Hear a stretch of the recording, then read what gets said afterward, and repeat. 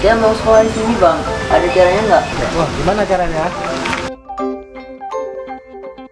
Jangan khawatir, kamu masih bisa masuk Fatih melalui jalur FES atau Fatih Scholarship Selection 2020. Program FES 2020 ini tidak hanya dikhususkan untuk siswa yang unggul di bidang akademik saja, tetapi kita juga mencari siswa yang unggul di bidang leadership, tahfiz, seni, olahraga, dan bakat khusus lainnya. Program FES ini khusus untuk siswa SD dan juga SMP.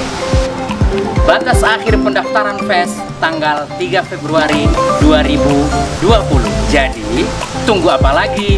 Ayo segera daftarkan diri Anda mengikuti FES atau Fatih Scholarship Selection 2020.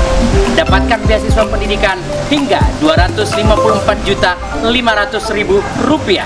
Semoga beruntung ya.